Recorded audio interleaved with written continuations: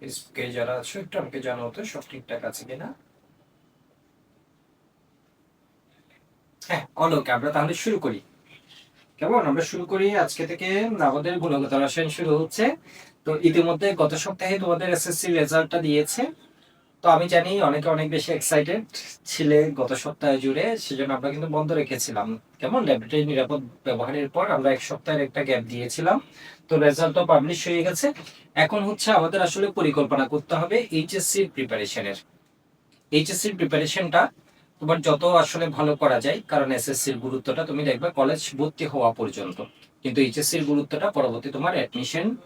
তুমি কি মেডিকেলে জন্য ট্রাই করবা নাকি ইঞ্জিনিয়ারিং এর জন্য ট্রাই করবে, এবং কোথায় চান্স পাবা নাকি ভার্সিটি, সব জায়গায় কিন্তু এইচএসসি রেজাল্টটা তোমার দেখবে।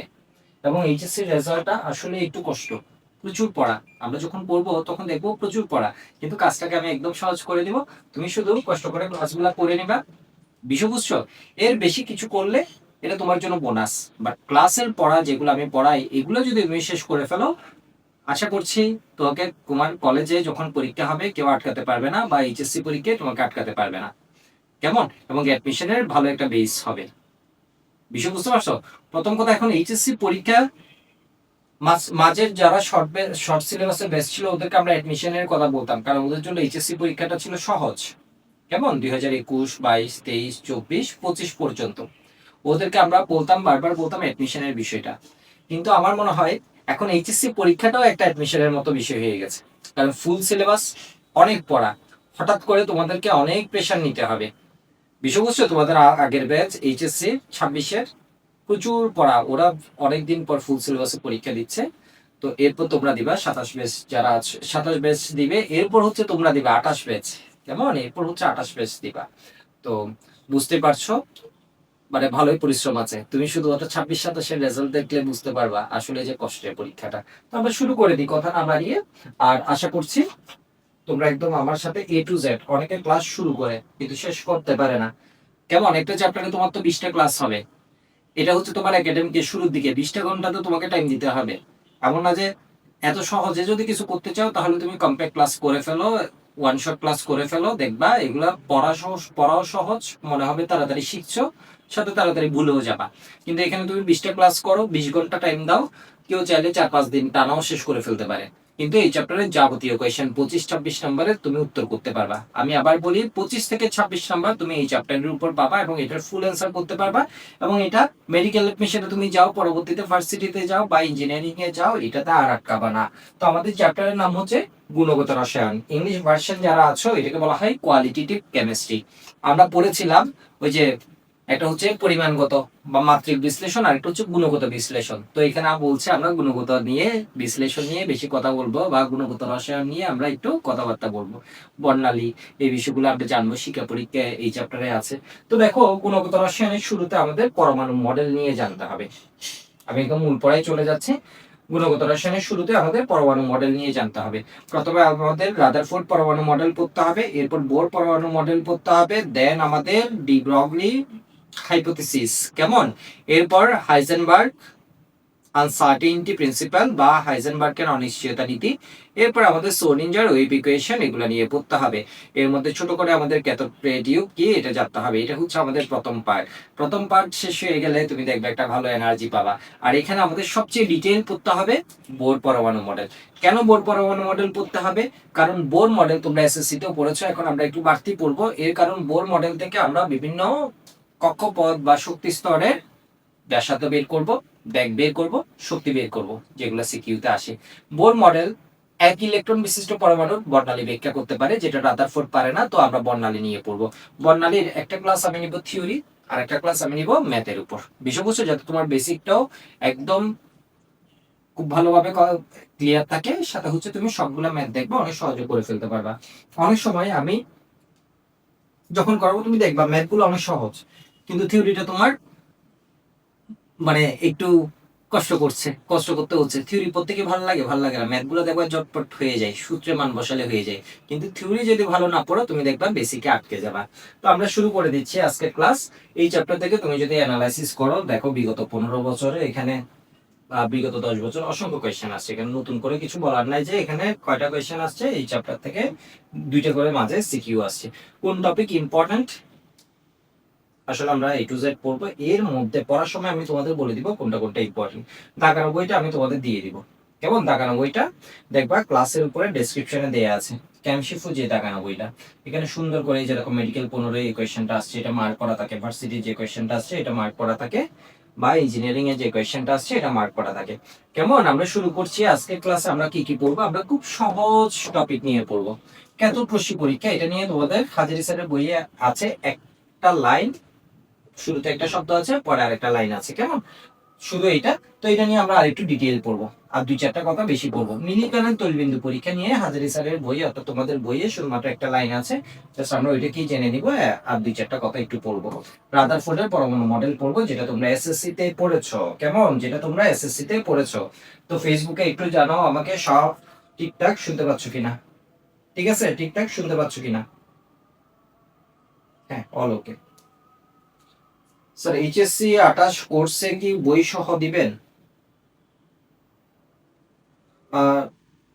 High hi, sound sound echo হচ্ছে এমন ফিল হয়, একজন কমেন্ট করেছে, পরে আমি চেক করলাম কোনো কারণে আমার মাইক অফ হয়ে গেছে, মনে হয় অফলাইনে ক্লাস নিচ্ছিলাম ওইটার জন্য চার্জ শেষ হয়ে গেছে কিনা বলতে পারছি না। একজন কমেন্ট করেছে, পরে আমি চেক করলাম কোনো কারণে আমার মাইক অফ হয়ে গেছে, মনে হয় অফলাইনে ক্লাস নিচ্ছিলাম ওইটার জন্য চার্জ। এখন ওকে আছে, কেমন? এখন ওকে আছে। তো আমি একটু চেক করবো একটু পর পর, তো হচ্ছে আবার মাইকে খুব সম্ভব হয়তো চার্জ শেষ হয়ে গেছিল। এখন ওকে, তাই না? সাবিহা বলেছে অল ওকে। তো দেখো, ওকে বলেছে দাদা আদাব। হ্যাঁ আদাব। বই সহ দিবেন? তোমাদের যে কোর্সিটা দেয়া আছে, কেমন? তোমাদের যে কোর্সিটা দেয়া আছে এটা হচ্ছে বই ছাড়া। তুমি বইগুলা তোমার যেটা যেটা পছন্দ তুমি কিন্তু এডিশনাল অ্যাড করতে পারবা, রম্বস পাবলিকেশনস থেকে কিনে নিতে পারবা। আর চট্টগ্রামে যারা আছো আমাদের ব্রাঞ্চে গেলে হয়ে যাবে, অন্যান্য জায়গায়ও যারা আছো এইচি ব্রাঞ্চে গেলে তুমি বইগুলো কিনে ফেলতে পারবা, একদম দেখে কিনতে পারবা বইয়ের কোয়ালিটি, কেমন? আর কোর্সে যেটা দেয়া আছে অর্থাৎ সবগুলা পুরো কেমিস্ট্রির A to Z, first paper, সম্পূর্ণ ফার্স্ট পেপার এবং সেকেন্ড পেপার, এটা হচ্ছে 3000 টাকায় তুমি পেয়ে যাচ্ছ। ওই প্রাইসটা যেটা দেওয়া আছে ওটা হচ্ছে বই ছাড়া, কেমন? বই ছাড়া। ওকে ওকে, আমরা শুরু করি। দেখো, ক্যাথোড-রশ্মি, প্রথমে আমাকে জানতে হবে পরমাণু মডেল কি। পরমাণু মডেল কি? পরমাণু মডেল সম্পর্কিত কথাবার্তাগুলো আসছে মূলত 1897 সালের পর। এখন অনেকে বলতে পারো 1897 এই সালটা কেন? দেখো, আমাদের দ্বিতীয় অধ্যায় অর্থাৎ গুণগত রসায়ন শুরু হয়, এখানে শুরুতে একটা সাল থাকে 1897। আবার তৃতীয় অধ্যায় শুরু হয়, ওইখানে একটা সাল আছে 1869, পর্যায় সারণী, কেমন? আর এখানে আছে কি বলতো, 1897 খ্রিস্টাব্দে স্যার জে থমসন ক্যাথোড রশ্মি পরীক্ষার মাধ্যমে ইলেকট্রন আবিষ্কারের পর থেকে বলছে মানুষজন বা সায়েন্টিস্ট যারা আছে ওরা পরমাণু মডেল নিয়ে চিন্তা করছে কখন? 1897 সালে ইলেকট্রন আবিষ্কার হয়েছে। কে করেছে? Sir J Thomson. Sir J থমসনের নাম, ছেলের নাম হচ্ছে স্যার জিপি থমসন, ঠিক আছে? তার নামও আমরা পড়ব। ওরা দুজনেই খুব সম্ভব হচ্ছে নোবেল প্রাইজ পেয়েছে এরকম, বুঝছো? আমাদের যেমন বাবা ডাক্তার হলে ছেলে মেয়ে ডাক্তার হয় এরকম একটা, বা ইঞ্জিনিয়ার হয় এরকম একটা স্বপ্ন থাকে, আর ওদের মনে হয় স্বপ্ন ছিল দুইজনেই নোবেল জয় করবে, ঠিক আছে? তো স্যার জে থমসন, তার ছেলের নাম হচ্ছে স্যার জিপি থমসন। আমি পড়াবো পরে, ঠিক আছে? ওর নামটা পড়াবো, তোমাদের বইয়ে বলেনি। তাহলে স্যার জে থমসন কি করেছে? ইলেকট্রন আবিষ্কার করেছে। কোন পরীক্ষার মাধ্যমে? একটু সবাই দাগিয়ে ফেলো, ক্যাথোড রশ্মির উপর পরীক্ষাকালে। যখন ইলেকট্রন আবিষ্কার করেছে এর পর থেকে বলছে পরমাণুর গঠন সম্বন্ধে জানার জন্য বিজ্ঞানীদের পরীক্ষা নিরীক্ষায় নতুন মাত্রা যোগ হয়। এতদিন ধরে বিজ্ঞানীরা জানতোই না ইলেকট্রনের কথা, ওই ইলেকট্রন আবিষ্কার করেছে, তখন বলছে বিজ্ঞানীরা তোমার পরমাণুর গঠন সম্বন্ধে জানার জন্য পরীক্ষা নিরীক্ষায় নতুন মাত্রা যোগ হয়, কেমন? নতুন মাত্রা যোগ হয়। এবার এই সালটা মনে রাখতে হবে, 1897 সাল থেকে 1932 খ্রিস্টাব্দ পর্যন্ত বিভিন্ন বিজ্ঞানী পরমাণুর উপর বিভিন্ন পরীক্ষা নিরীক্ষার মাধ্যমে প্রাপ্ত তথ্য থেকে পরমাণু গঠন সম্বন্ধে যে যুক্তি নির্ভর মতামত উপস্থাপন করেন তাকে পরমাণুর মডেল বলে, বা তারা পরমাণুর মডেল নামে পরিচিত। তুমি কয়দিন পর কলেজে গেলা, স্যার তোমাকে জিজ্ঞেস করলো, দেখবে এগুলো তো খুব দ্রুত পড়াবে, একটা চ্যাপ্টারে হয়তো 5-7 দিন টাইম দিবে, ল্যাবরেটরির নিরাপদ ব্যবহার দেখবে 1 দিন বা 2 দিন সর্বোচ্চ, এই গুণগত রসায়ন হয়তো 5 থেকে 6 দিনের মধ্যে শেষ করে দিবে। ঠিক আছে, কারণ কলেজের সময়টা কম থাকে, কয়েকটা কলেজ ছাড়া, আমি সাধারণ ম্যাক্সিমাম কলেজের কথাই বলছি, এই সিনারিও দেখবা। তো দেখো স্যার তোমাকে জিজ্ঞেস করলো পরমাণু মডেল কি, তাহলে তুমি কি বলবা? বলবা হচ্ছে 1897 খ্রিস্টাব্দে ইলেকট্রন আবিষ্কারের পর থেকে, এটা যখন ক নাম্বারে আসবে তোমার এই সালটা লিখেছো কিনা স্যার, এই জিনিসটা দেখবে, তুমি এই সালটা লিখেছো কিনা দেখবে। তাহলে আমি বলছি, একটু আমার সাথে শুনো, কেমন? আমার সাথে শুনো, আমার সাথে একবার বলো। 1897 সালে ইলেকট্রন আবিষ্কারের পর থেকে, 1897 থেকে 1932 খ্রিস্টাব্দ পর্যন্ত বিভিন্ন বিজ্ঞানী, কেমন, বিভিন্ন বিজ্ঞানী পরীক্ষা নিরীক্ষার মাধ্যমে পরমাণুর গঠন সম্বন্ধে যে যুক্তি নির্ভর মতামত উপস্থাপন করেন। অর্থাৎ 1897 থেকে 1932 পর্যন্ত ওরা কী করেছে? বিভিন্ন পরীক্ষা নিরীক্ষা করেছে। বিভিন্ন পরীক্ষা নিরীক্ষা করলে ওইটার কি আসবে? একটা যুক্তি নির্ভর মতামত থাকবে, ওই পরীক্ষা থেকে আমি কি পেয়েছি, কি বুঝেছি। তো বলছে পরমাণুর গঠন সম্বন্ধে যেসব যুক্তি নির্ভর মতবাদ উপস্থাপন করেন তাকে পরমাণুর মডেল বলে। সবাই লিখতে পারবা নাকি পারবা না? সবাই লিখতে পারবা নাকি পারবা না? পরমাণুর মডেল কি? ঠিক আছে, পরমাণুর মডেল কি সবাই লিখতে পারবা নাকি পারবা না? তাহলে এই কোয়েশ্চেনটা সবাই লিখে ফেলবা, পরমাণুর মডেল কি। কেমন? তাহলে বলবা হচ্ছে 1897 খ্রিস্টাব্দে ইলেকট্রন আবিষ্কারের পর থেকে, তাড়াহুড়া করা যাবে না, কেমন? 1897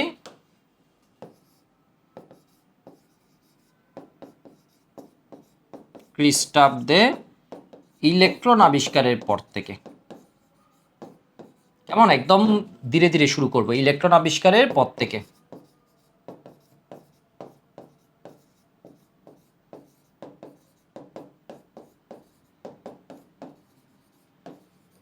পর থেকে, কেমন? 1897 থেকে 1932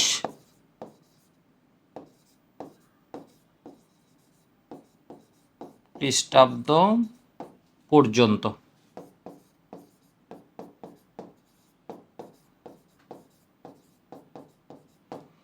বিজ্ঞানী পরমাণুর গঠন সম্বন্ধে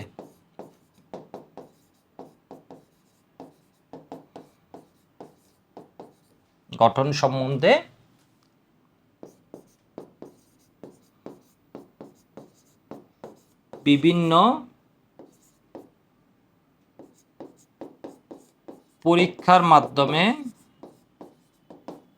পরীক্ষার মাধ্যমে যে যুক্তি নির্ভর মতবাদ দেন, কেমন? কি করেছে? যে যুক্তি নির্ভর মতবাদ দেন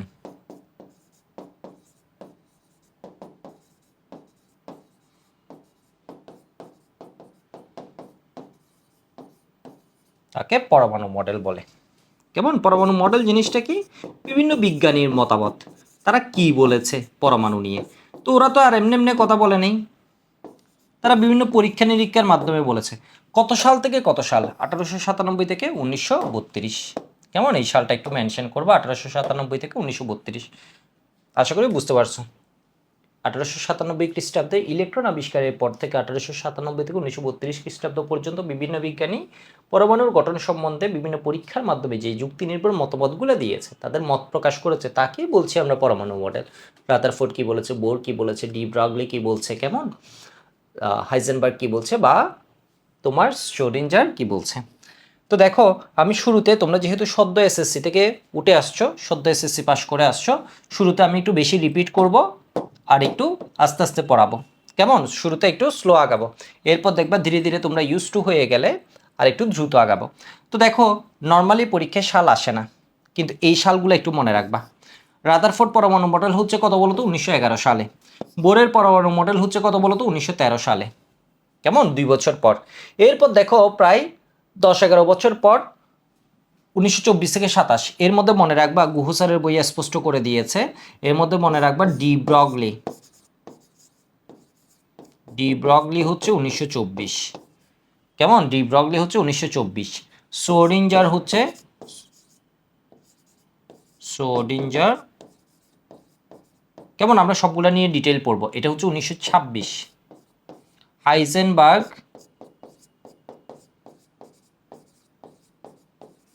1927, এই সালগুলো একটু লিখে রাখো।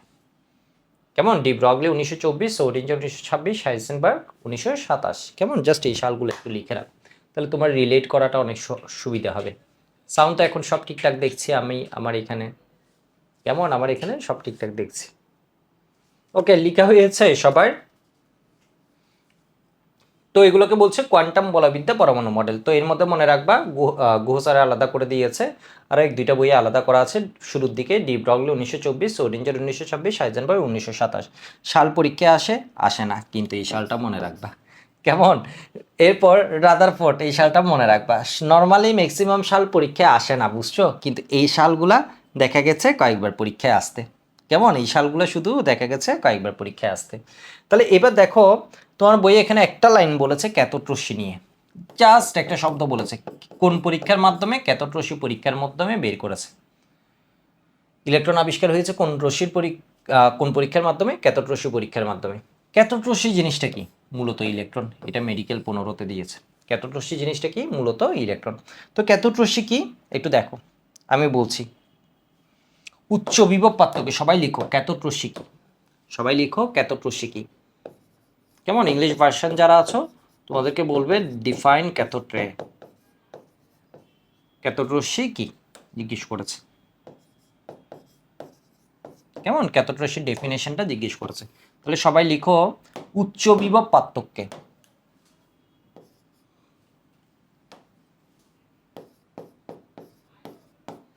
উচ্চ বিভব পার্থক্য। আমি ক নাম্বার কোয়েশ্চেনগুলো তোমাদের লিখাবো। কেমন? ক নাম্বারে তোমাকে বোর্ডে অ্যান্সার করা লাগবে 5 নাম্বার, খতে করা লাগবে 10 নাম্বার, টোটাল 15 নাম্বার। এখানে একদম সহজ। এমসিকিউতে 25 নাম্বার, 15 আর 25-এ 40। এই 40-এ 40 পেলে তোমার এ প্লাস এবং 90% প্লাস মার্কস পাবো, অনেক ইজি হবে।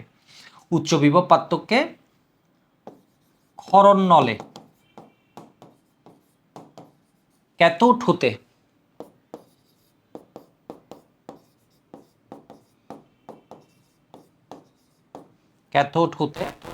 অ্যানোডের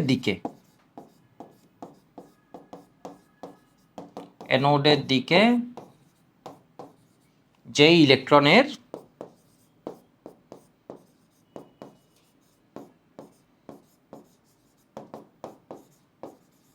প্রবাহ পাওয়া যায় তাকে ক্যাথোড রশ্মি বলে। কেমন? তাকে কি বলে? ক্যাথোড রশ্মি বলে।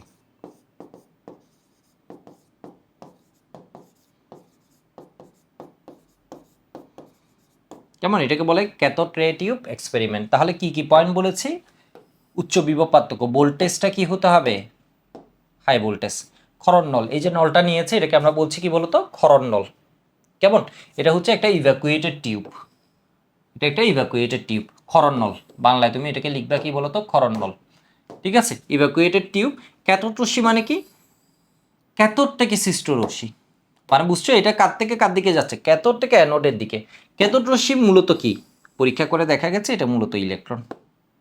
তাহলে বলছে উচ্চ বিভব পার্থক্যে, সবাই একটু চোখ বন্ধ করে বলার চেষ্টা করো। কি করেছে বলো তো? একটা নল আছে, নলের মধ্যে হাই ভোল্টেজ অ্যাপ্লাই করেছে। কেমন? ভোল্টেজটা বেশি দিয়েছে। তখন বলছে ক্যাথোড থেকে অ্যানোডের দিকে যেই ইলেকট্রনের প্রবাহ সৃষ্টি হয় তাকে ক্যাথোড রশ্মি বলে। তাহলে উচ্চ বিভব পার্থক্যে ক্ষরণ নলে ক্যাথোড হতে অ্যানোডের দিকে যেই ইলেকট্রনের প্রবাহ সৃষ্টি হয় তাকে ক্যাথোড রশ্মি বলে। কেমন? তোমার মেডিকেল অ্যাডমিশন টেস্ট 15-তে আসছে ক্যাথোড রশ্মি কি, তাহলে তুমি কি বলবা? ক্যাথোড রশ্মি হচ্ছে মূলত ইলেকট্রন। কেমন? ক্যাথোড রশ্মি কি? ক্যাথোড রশ্মি মূলত ইলেকট্রন। তো দেখো এটা হচ্ছে ক্যাথোড। ক্যাথোড তোমরা এসএসসি শর্ট সিলেবাস হওয়ায় তোমরা ক্যাথোড নিয়ে ভালো পড়ো নাই। যাই হোক, আপাতত এখানে দেখে রাখো দুইটা টার্মিনালে একটাকে আমরা বলছি কি? ক্যাথোড। এইচএসসিতে পড়বা, এইচএসসি সেকেন্ড পেপারে দেখবা তড়িৎ রসায়নের খুব সুন্দর আলোচনা আছে। আবার এসএসসির উপর আমি রিসেন্টলি একটা ক্লাস দিয়েছি, যদি কখনো সুযোগ হয় ওই চ্যাপ্টারের, ঠিক আছে, দেখে নিতে পারো। তাহলে একটা হচ্ছে ক্যাথোড আর একটা হচ্ছে অ্যানোড। কেমন? অ্যানোড। তো ক্যাথোড থেকে অ্যানোডের দিকে একটা ফ্লো ক্রিয়েট হবে, এটাকে আমরা বলবো হচ্ছে কি? ইলেকট্রনের প্রবাহ যেটা, এটাকে আমরা বলবো ক্যাথোড রশ্মি। কেমন? ক্যাথোড রশ্মি। দেখো আমি তোমাদের এখানে একটু দেখানোর চেষ্টা করি।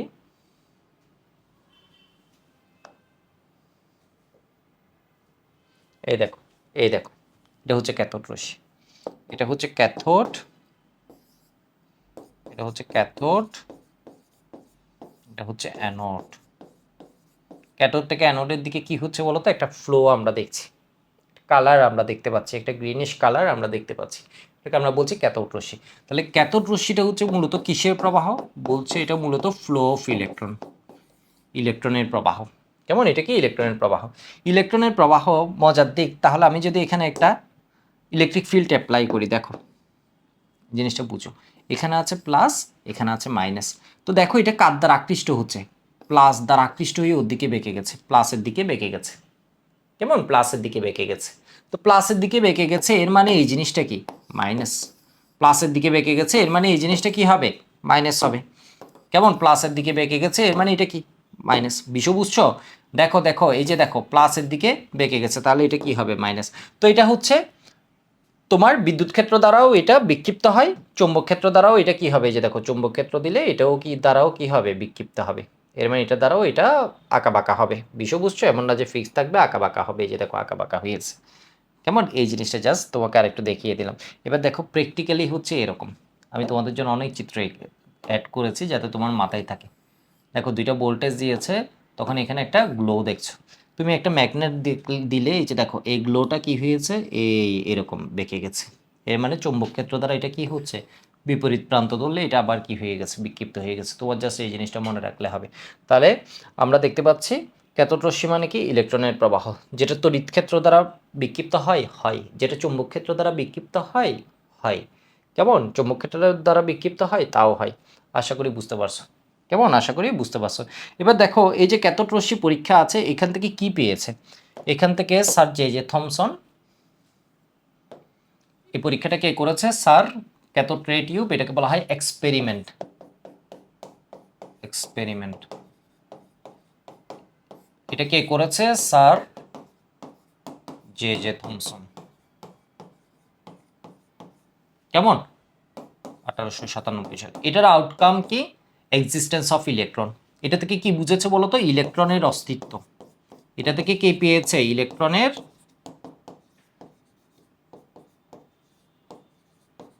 অস্তিত্ব।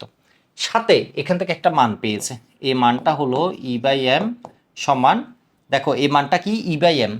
ই মানে কি, চার্জ অফ ইলেকট্রন। কেমন, এম মানে হচ্ছে মাস অফ ইলেকট্রন। তাহলে ই মানে কি, ইলেকট্রনের চার্জ। সবাই একটু লিখে রাখো, এই পরীক্ষা থেকে কি পেয়েছি, E/m এর মান। তোমাদের একটা ক্লাস নোট কন্টেস্ট দিব কয়দিন পরে, তাহলে একটু লিখে রাখো, গুছিয়ে নোট করে রাখো। ইলেকট্রনের ভর। কেমন, এটার মান পেয়েছে, এর মানে ই হচ্ছে চার্জ অফ ইলেকট্রন, আর এম মানে হচ্ছে মাস অফ ইলেকট্রন। এটার মান পেয়েছে -1.76 × 10⁸ কুলম পার গ্রাম।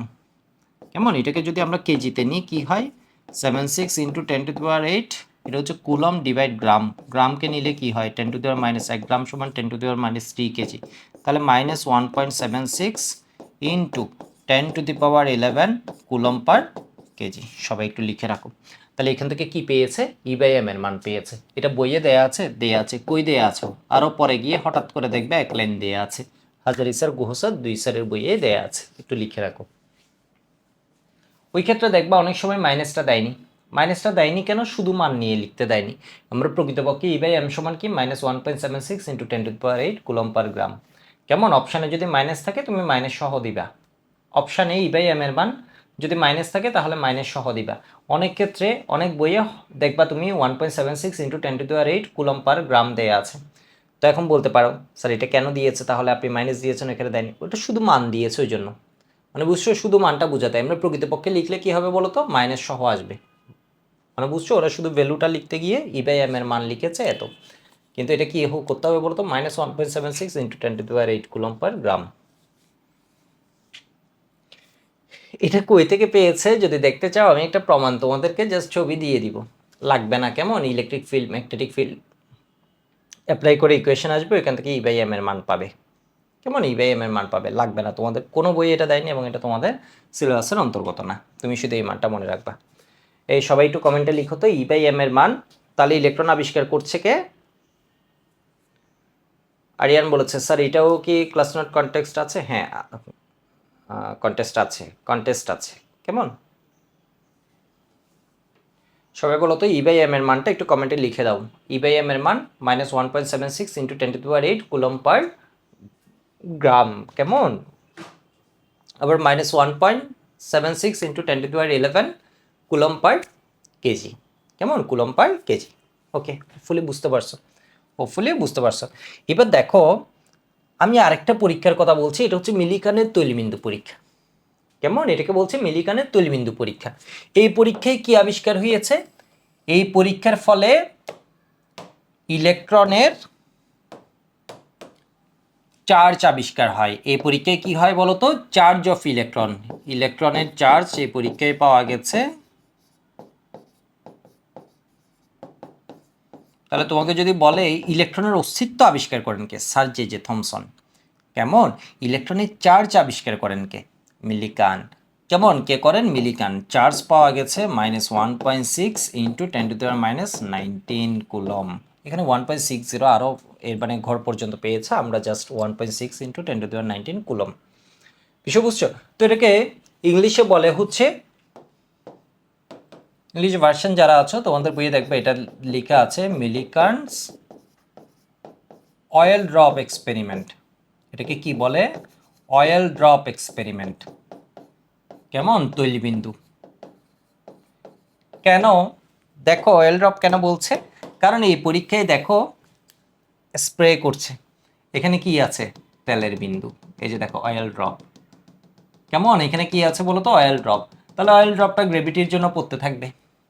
ঠিক আছে, গ্রেভিটির জন্য পড়তে থাকবে। এই পরীক্ষা তোমার বোঝা লাগবে না। এখানে প্লাস মাইনাস থাকে, এক্সরে দেয়, তখন ইলেকট্রন বের হয়ে গেলে এটা নেগেটিভলি চার্জ হয়ে যায়। যাই হোক, ওইটা তোমার লাগবে না। এখানে ভিউইং মাইক্রোস্কোপ আছে পুরো জিনিসটা কি হচ্ছে এটা দেখার জন্য। কেমন? তোমার জানা লাগবে কি ইলেকট্রনের চার্জ আবিষ্কার হয় কোন পরীক্ষা দিয়ে? এই মিলিকানের তৈলবিন্দু পরীক্ষা দিয়ে। কেমন? মিলিকানের তৈলবিন্দু পরীক্ষা দিয়ে। আশা করি বুঝতে পারছো। আরেকটা কোয়েশ্চেন আমি তোমাদের একটু বলে রাখি, ইলেকট্রন নামকরণ করেন কে? স্টোনি। কেমন? ইলেকট্রনের অস্তিত্ব স্যার জে থমসন। ইলেকট্রনের চার্জ মিলিকান। কেমন? ইলেকট্রনের নামকরণ করেন কে? তোমাদের বইয়ে লেখা আছে স্টোনি। হ্যাঁ, -1.76 × 10⁸ কুলম্ব পার গ্রাম। গুড। সিজে সুকৃতি বলেছে, সাব্বির বলেছে গুড। সাইম বলেছে স্যার নেক্সট ক্লাস কবে? আমাদের ক্লাসগুলো হবে শনি সোম বুধ। কেমন? শনি সোম বুধ সন্ধ্যা 7:45-এ। কোনো কোনো সপ্তাহে দেখবা শনি সোম বুধের মধ্যে আমি একদিন ক্লাস নিই, শুক্রবার। ওই ক্ষেত্রে সপ্তাহে একদিন আমি পরীক্ষা দিয়ে দিই, আর ওই ক্লাসটা আমি নিই হচ্ছে কিসে বলো তো? শুক্রবার। কেমন? ফ্রাইডে ক্লাসটা নিয়ে নিই। যদি কোনো দিন ক্লাস না নিই, মনে হয় যে ধরো কোনো একটা দিন পড়াতে ইচ্ছে করে, দিন পরীক্ষা দিয়ে আমি হচ্ছে শুক্রবারে ক্লাসটা নিয়ে নিই, শুক্রবার সকালে। ওকে, এবার দেখো আরেকটা কোয়েশ্চেন তোমাদের জিজ্ঞেস করবে, তাহলে এখান থেকে এটা আসে, ইলেকট্রনের ভর কিভাবে নির্ণয় হয়? সবাই একটু লিখো, সবাই লিখো। মনে রাখবা, লিখলে পড়া অনেকটুক মাথায় থেকে যায়।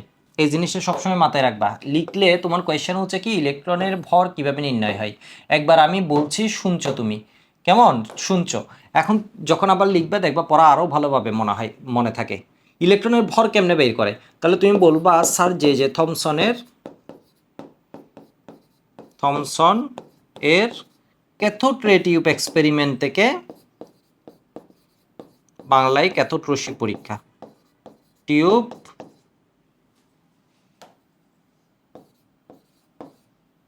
এক্সপেরিমেন্ট থেকে আমি প্রচুর লিখাবো, আমি একটু কষ্ট দিব, বুঝছো? ক্লাস করাতে আমি একটু কষ্ট দিব, কিন্তু রেজাল্টে দেখবা তোমার রেজাল্ট ভালো হবে। ক্লাস করাতে আমি একটু পরিশ্রম করাবো, একটু লিখাবো, তুমি মনে হবে যে বিরক্তিকর, আর এত লিখাই কেন, এত বিরক্তিকর। একবার লিখাই আবার বই থেকে ধরে জিনিসটা দেখাই, বিষয় বুঝছো? কিন্তু তুমি পরীক্ষা দিতে যাও না, তখন বুঝবা তোমার কাজ দিবে অনেক বেশি। তাহলে স্যার জে থমসন থেকে বের করেছি E/m। E/m মানে charge of electron divide mass of electron. আবার মিলিকানস অয়েল ড্রপ এক্সপেরিমেন্ট থেকে মিলির কান। কেমন? মিলিকানস অয়েল ড্রপ এক্সপেরিমেন্ট থেকে আমরা জানি কি বলতো? ই সমান, তাহলে মাস কে বের করেছে ভাই? কেউ বাইর করে নাই, এই দুইটা সম্পর্ক থেকে এসে গেছে, তাহলে আমরা কি লিখতে পারি একটু দেখো তো? E/m সমান 76 × 10⁸ কুলম পার গ্রাম।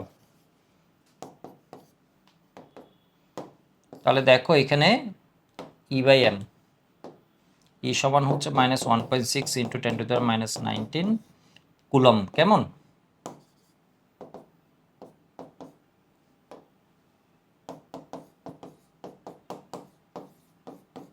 তাহলে কুলমের সাথে ওইদিকের কুলম ক্যান্সেল আউট হবে বা কাটাকাটি যাবে, তাই না? আমরা বলি হচ্ছে ক্যান্সেল আউট হয়েছে, কাটাকাটি গেছে। তাহলে এখানে m সমান কত আসে সবাই দেখো তো, অ্যাপ্রক্সিমেট 9.1, পুরোপুরি আসবে না, অ্যাপ্রক্সিমেট কি আসবে 9.1। তুমি যদি করো ক্যালকুলেটারে, মানে কাছাকাছি মান আসবে আর কি, অ্যাপ্রক্সিমেট মানে কাছাকাছি।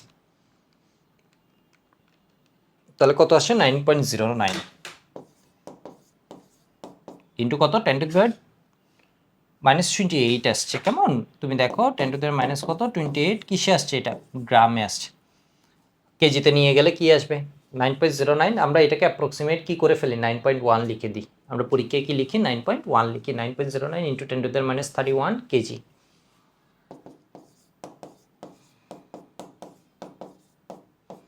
তুমি 09 লিখলেও হবে, 10 লিখলেও হবে, কোনো সমস্যা নেই। এটুকু হয়েছে কিনা সবাই একটু আমাকে বলো। কেমন? আজকে ক্লাসে ছোট ছোট কয়েকটা জিনিস বলেছি, সবাই একটু বলো ক্যাথোড রশ্মি কি, দেখি কে কতটুকু পারো। কেমন? কার কতটুকু মাথায় থাকে একটু দেখি। তাহলে বলতে হবে উচ্চ বিভব পার্থক্যে সাধারণত 10,000 ভোল্টের বেশি থাকে। উচ্চ বিভব পার্থক্যে ক্ষরণ নলে ক্যাথোড হতে অ্যানোডের দিকে যে ইলেকট্রনের প্রবাহ পাওয়া যায় তাকে ক্যাথোড রশ্মি বলে। কেমন? আর আর ক্যাথোড রশ্মি মূলত কি ইলেকট্রনের প্রবাহ। ক্যাথোড রশ্মি তড়িৎ ক্ষেত্র দ্বারা বিক্ষিপ্ত হয় হয়। ক্যাথোড রশ্মি চৌম্বক ক্ষেত্র দ্বারা বিক্ষিপ্ত হয় হয়। ক্যাথোড রশ্মির চার্জ আছে আছে। ক্যাথোড রশ্মির চার্জ কি ইলেকট্রন, তাহলে ইলেকট্রনের চার্জ কি নেগেটিভ। কেমন? ইলেকট্রনের চার্জ কি নেগেটিভ। ওকে, বুঝে গেছো? ওকে, ইলেকট্রনের চার্জ কে নির্ণয় করেন মিলিকান। কে নির্ণয় করেন মিলিকান। ইলেকট্রন অস্তিত্ব কে আবিষ্কার করেন স্যার জে থমসন। কেমন? ইলেকট্রনের নামকরণ কে করেন স্টোনি। কেমন? মেডিকেল অ্যাডমিশন টেস্টের মধ্যে দিয়ে দিতে পারে। এবার দেখো আমরা পড়বো এখন যেটা, এটাকে বলা হয় রাদারফোর্ডের আলফা কণা বিস্ফোরণ পরীক্ষা। এটাকে কি বলে সবাই একটু টাইটেলটা দাও। রাদারফোর্ডের, নিজে একবার হাতে লিখো, আমি তোমাদের জন্য লিখছি, রাদারফোর্ডের আলফা কণা কণা বিচ্ছুরণ পরীক্ষা। একবার হাতে লিখাবো, এরপর আবার বই থেকে দেখা দিব। বিচ্ছুরণ পরীক্ষা, আলফা কণা বিচ্ছুরণ পরীক্ষা। তাহলে দুইবার পড়া হয়ে গেল, তোমার ক্লাসে দুইবার পড়া হয়ে গেল। এর মানে কি বলতো, রাদারফোর্ডস বিচ্ছুরণ মানে স্কেটারিং। কেমন? বিচ্ছুরণ মানে কি স্কেটারিং। Alpha particle scattering.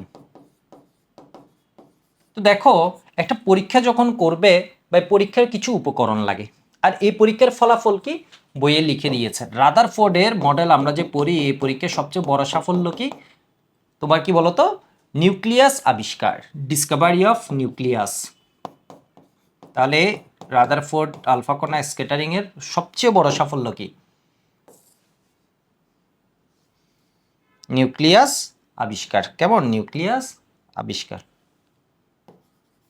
ওকে যদি দিয়ে দেয় রাদারফোর্ড আলফা কণা বিচ্ছুরণের সবচেয়ে বড় সাফল্য কি নিউক্লিয়াস আবিষ্কার।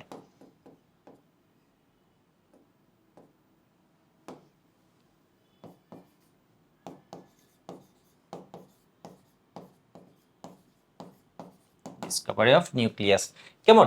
এখন একটা পরীক্ষা করতে গেলে তো কিছু উপকরণ লাগে, তাহলে তুমি লিখো এখানে উপকরণ কি, এটা এমসিকিউতে আসে। কেমন? উপকরণ কি লিখো। উপকরণ হচ্ছে 1 নাম্বার উপকরণ আলফা কণা।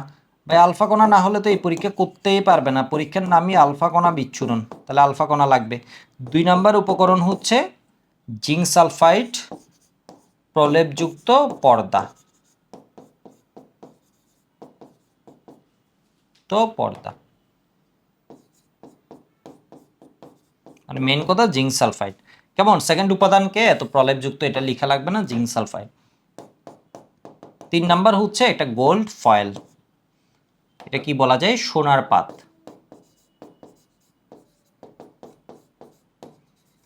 ইংলিশে কি বলবা, গোল্ড ফয়েল, যেটা থিকনেস পরীক্ষা এমসিকিউতে আসে 0.404 সেন্টিমিটার। কারো কাছে পুরাতন বইয়ে থাকলে তুমি দেখবে এখানে কি দেয়া আছে 0.30 এরপর 4 সেন্টিমিটার। কেমন, নতুন বইয়ে তোমাকে দেয়া আছে 0.40 এরপর কত 4 সেন্টিমিটার। আপডেটেড ইনফোটা পড়া লাগবে তোমার। কেমন, আপডেটেড ইনফো আমি তোমাকে বলে দিব, এটা পড়া লাগবে সবসময়। এখন দেখো আলফা কণা কি, তা আমাদের ফার্স্ট জানা লাগবে আলফা কণা বিচ্ছুরণ পরীক্ষার মধ্যে আলফা কণা কি। ওকে, হয়েছে আশা করি সবাই। কেমন, আলফা কণা কি, তাহলে আমাদের ফার্স্ট কোয়েশ্চেন হচ্ছে কি বলতো, আলফা কণা কি, সবাই লিখো। তাহলে প্রথম ক নাম্বার কোয়েশ্চেন পড়েছিলাম পরমাণু মডেল কি। 1897 সালে ইলেকট্রন আবিষ্কারের পর থেকে 1897 থেকে 1932 সাল পর্যন্ত বিভিন্ন বিজ্ঞানী পরমাণুর গঠন সম্বন্ধে বিভিন্ন পরীক্ষার মাধ্যমে যেসব যুক্তি নির্ভর মতবাদ দেন তাকে পরমাণু মডেল বলে। সেকেন্ড ক নম্বরের কোয়েশ্চেন পড়েছিলাম ক্যাথোড রশ্মি, উচ্চ বিভব পার্থক্যে ক্ষরণ নলে ক্যাথোড ও অ্যানোডের দিকে যে ইলেকট্রনের প্রবাহ পাওয়া যায় তাকে তোমার ক্যাথোড রশ্মি বলে। এখন আরেকটা ক নম্বরের কোয়েশ্চেন পড়ছি, এটা হচ্ছে আলফা কণা কি। কেমন, তো আলফা কণা কি একটু দেখো, এটা হচ্ছে হিলিয়াম পরমাণু হতে, হিলিয়াম সবাই লিখো, হিলিয়াম পরমাণু হতে ম্যাক্সিমামে ক নাম্বারের কোয়েশ্চেনে দুর্বল, কিন্তু তোমাদের কোনো চিন্তা নেই, ক নাম্বার কোয়েশ্চেনের একটা শিটও তোমাদের দিয়ে দিব, সব ক নাম্বার একসাথে, সব খ নাম্বার একসাথে, দেখবে এত সুন্দর, এটা পড়লে তোমার সব কাজ হয়ে যাবে।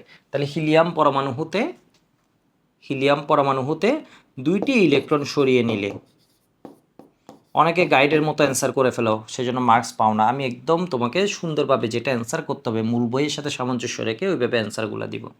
তাহলে হিলিয়াম পরমাণু হতে দুইটি ইলেকট্রন সরিয়ে নিলে,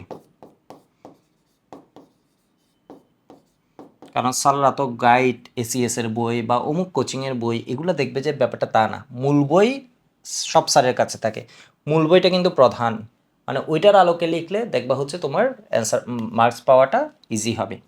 পরমাণু হতে দুইটি ইলেকট্রন সরিয়ে নিলে, নিলে যে দ্বিধনাত্মক নিউক্লিয়াস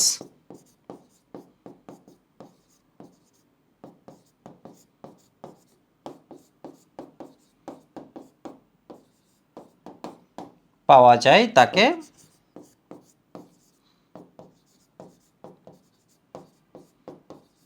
আলফা কণা বলে। ইংলিশ ভার্সন যারা আছো তুমি দেখবা তোমার বইয়ে আলফা কণা ডিফাইন করা আছে। কিভাবে ডিফাইন করা আছে, ধরো এটা হচ্ছে হিলিয়াম পরমাণু, হিলিয়াম পরমাণু, হিলিয়াম পরমাণুর মধ্যে প্রোটন আছে কয়টা, দুইটা। কেমন, এখানে প্রোটন আছে কয়টা, দুইটা প্রোটন আছে, আশা করি বুঝছো, এই যে দেখো দুইটা প্রোটন আছে। এরপর কি আছে, দুইটা নিউট্রন আছে, বাইরে দুইটা কি আছে, ইলেকট্রন আছে। এখন বলছে ভাই তুমি এর থেকে দুইটা ইলেকট্রন সরিয়ে নিবা, বাকি সব ঠিক থাকবে।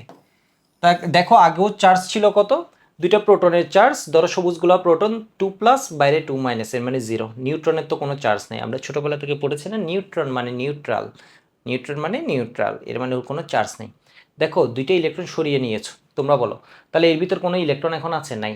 ওর ভিতর প্রোটন কয়টা আছে, দুইটা আছে। নিউট্রন কয়টা আছে, দুইটা আছে। নিউট্রনের চার্জ আছে, নাই। প্রোটনের চার্জ কত, 2+। তাহলে বলছে সেজন্য এখন যেটা সৃষ্টি হয়েছে, আগে ছিল helium atom, helium atom, atom এখন যেটা সৃষ্টি হয়েছে এটা হচ্ছে কি হিলিয়াম 2+, যার মধ্যে প্রোটন আছে কত, দুইটা। এটাই প্রোটন ছিল দুইটা, বর সংখ্যা হচ্ছে কি চারটা, একটা দুইটা তিনটা চারটা। এখন দেখো প্রোটন আছে কয়টা, দুইটা, ধরো 1 2। কেমন, টোটাল ভর সংখ্যা কত, দুইটা প্রোটন, উপরে আমরা লিখি ভর, দুইটা প্রোটন, নিউট্রন মানে হচ্ছে কত, 4। আর ইলেকট্রন কত, 0। কেমন, ইলেকট্রন কত, 0। তাহলে পরীক্ষায় আসে আলফা কণার মধ্যে প্রোটন কত, 2, নিউট্রন কত, তাও 2, ইলেকট্রন কত, 0। তাহলে বলছে হিলিয়াম পরমাণু থেকে দুটি ইলেকট্রন সরিয়ে নিলে যে ধনাত্মক নিউক্লিয়াস পাওয়া যায় তাকে আলফা কণা বলে, তাকে আলফা কণা বলে। সবাই এইটুকু লিখেছো, একটু আমাকে জানাও তো এটুকু লিখেছো কি না। তাহলে হিলিয়াম পরমাণু হতে দুটি ইলেকট্রন সরিয়ে নিলে যে দ্বিধনাত্মক নিউক্লিয়াস পাওয়া যায় তাকে আলফা কণা বলে। এবার আমাদের পড়া লাগবে কি, লিখেছো? লিখলে সবাই একটু ওয়াই বলবা, লিখলে সবাই একটু ওয়াই বলবা। লিখেছো কিনা বলো।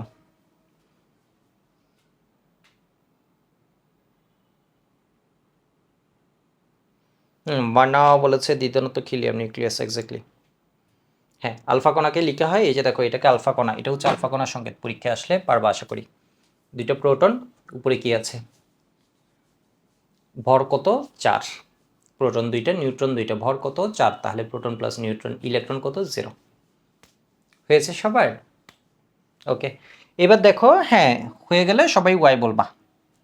ওকে, এবার সবার জানা লাগবে, এমসিকিউর জন্য খুব ইম্পর্টেন্ট, এটা এমসিকিউতে দেয়, আলফা কণার বৈশিষ্ট্য।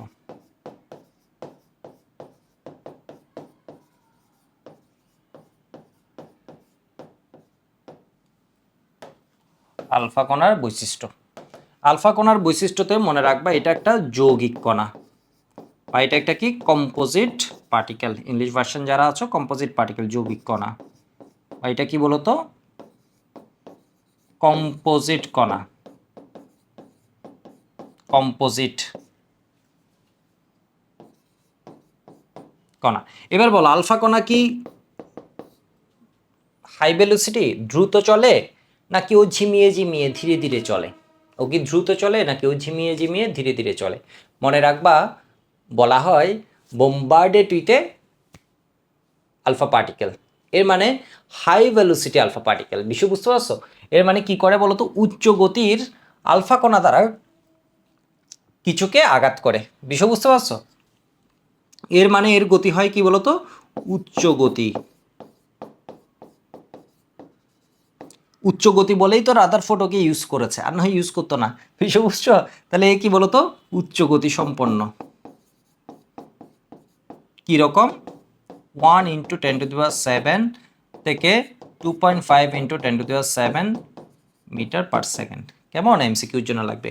কত? 1 × 10⁷ মিটার পার সেকেন্ড থেকে 2.5 × 10⁷ মিটার পার সেকেন্ড। তাহলে এর মধ্যে প্রোটন আছে কয়টা? আশা করি পারছো। প্রোটন আছে কয়টা? যৌগিক কেন বলছি, কারণ এর মধ্যে একাধিক কণা আছে, একাধিক কণা আছে। প্রোটন আছে 2টা, নিউট্রন আছে কয়টা? 2টা। কেমন? 2টা। আর ইলেকট্রন নেই, ইলেকট্রন হচ্ছে কত? 0। এবার তাহলে এর গতি বেশি, গতিশক্তিও বেশি। এবার দেখো, এই একটু দেখো, কি একটা পয়েন্ট জানি তোমাদেরকে বলতে গিয়ে ভুলে গেছি, এটার পরে একটা পয়েন্ট বলতে গেছি, ভুলে গেছি। কেমন? ভুলে গেছি। ওকে, কিছু একটা মানে পয়েন্ট বলতে গিয়ে ভুলে গেছি, যাই হোক, যাই হোক।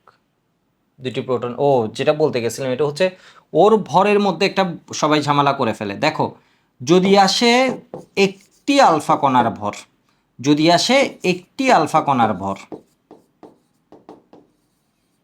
তখন কিন্তু 4 বলবা না, বলবা 4mu। কেমন? যদি আসে একটি আলফা কণার ভর, তখন হচ্ছে কত বলো তো, 4mu। মানে বুঝে নাই। যদি আসে আলফা কণার ভর নর্মালি দেয় তখন 4 লিখে দিতে পারো। যদি আসে একটা, আমরা ডি ব্লক দিয়ে ম্যাথ করবো, এখানে লাগবে হচ্ছে একটা আলফা কণার ভর কত, তাহলে হচ্ছে কি বলতো, 4mu। মানে বুঝে নাই। এখন এটা আমি বলছি কেন, বলছে একটি আলফা কণার ভর কত, 4mu। ঠিক আছে, কেন আমি বলছি একটু দেখো, তুমি বলো। আলফা কণা মানে কি বলতো, হিলিয়াম নিউক্লিয়াস। তাহলে হিলিয়ামের ভর কত, ওর মোলার ভর কত? হিলিয়ামের ভর কত তুমি বলো, আমি কিচ্ছু বলবো না। হিলিয়ামের ভর কত তুমি বলো, হিলিয়ামের ভর কত? 4। কেমন? 4। ওর মোলার ভর কত, ওর 1 মোলের ভর কত? 4 গ্রাম প্রতি মোলের। 4 গ্রাম ভর কিসের? প্রতি মোলের। 1 মোলে কি থাকে? অ্যাভোগাড্রো সংখ্যার সমান সংখ্যক অণু থাকে, 6.023 × 10⁻23টি কণার ভর, তাহলে 4 গ্রাম। এখন একটা মানে বুঝো নাই, ধরো 6.023 × 10⁻23 সংখ্যক আলফা কণা আছে। আমি কি এটা পুরো জীবনে কেউ শেষ করতে পারবো? আমার তো মনে হয় না। আমি 6.023 × 10⁻23 এতটা ডট দিতে পারবো? কত কোটি, কিসের কোটি মানে কত ট্রিলিয়ন, এটা দেখো, এত ডট আমি দিতে পারবো না। তো বলছে এতটার ভর হচ্ছে 4 গ্রাম। এখন বলছে এরকম ভাই একটা ফোঁটার ভর কত, তাহলে সুতরাং একটি কণার ভর হবে 4 ডিভাইড 6.023 ইন্টু 10⁻23 গ্রাম। তাহলে এটা আসে কত, 4 ইন্টু দেখো 1.66, তুমি যদি 4কে রেখে দাও 10⁻23 গ্রাম। এই যে দেখো 1.66 ইন্টু 10⁻23 23 বলছি 24 গ্রাম। কেমন, 24 গ্রাম। এই যে আসে এটাকে কিন্তু আমরা বলি এমইউ, অর্থাৎ 1 এমইউ সমান কি, 1 এমইউ সমান হলো 1.66 ইন্টু 10⁻24 গ্রাম। বিষয় বুঝছো? যদি তোমাকে জিজ্ঞেস করে একটা আলফা কণার ভর কত, তাহলে কিন্তু তোমার বলতে হবে কি বলতো, 4 এমইউ। এমইউ কেমন, 4 কত বলতো, এম ইউ। এম ইউ মানে কি, এম ইউ মানে হচ্ছে অ্যাটমিক মাস ইউনিট। এসএসসিতে পড়েছো তোমরা, এম ইউ মানে কি বলতো, অ্যাটমিক মাস ইউনিট। তুমি দেখো ক্যালকুলেটরে করে দেখো, 1/1কে তুমি 4, দেখো 4কে অক্ষত রাখো, 4কে তুমি ধরো কোনো টাচ করো না, এই যে দেখো ওকে ওর মতো রেখেছো, তাহলে 1 ডিভাইড হয়ে যাবে কত এটা দিয়ে, তাহলে 1 ডিভাইড কত 6.0 10⁻23, দেখো আসছে কত 1.66 ইন্টু 10⁻24। কেমন, কত আসছে 1.66 ইন্টু 10⁻24 গ্রাম। হ্যাঁ বুঝছো, অ্যাটমিক মাস ইউনিট রাজিন বলেছে, এক্স্যাক্টলি ইউশা বলেছে। হ্যাঁ ভর বুঝছো, তোমাকে যদি বলে একটির, একটির কেমন, তখন তাহলে কি হবে বলো তো, স্যার ক্লাসের স্লাইডটা দিয়ে দিলে ভালো হয়। ক্লাস শেষে দেখবে তুমি স্লাইড পেয়ে গেছো। কেমন, ক্লাস শেষে দেখবে তুমি ক্লাসের স্লাইডটা পেয়ে গেছো। তা আশা করি বুঝতে পারছো, আশা করি বুঝতে পারছো। এবার আমাকে বলো তাহলে আলফা কণা কিভাবে সৃষ্টি করবা, আলফা কণা কিভাবে সৃষ্টি হয়, তোমরা আমাকে বলো আলফা কণা কিভাবে সৃষ্টি হয়, আমাকে একটু বলো আলফা কণা কিভাবে সৃষ্টি হয়। এটুকু বুঝেছো সবাই? তোমরা আমাকে বলবা আলফা কণা কিভাবে সৃষ্টি হয়।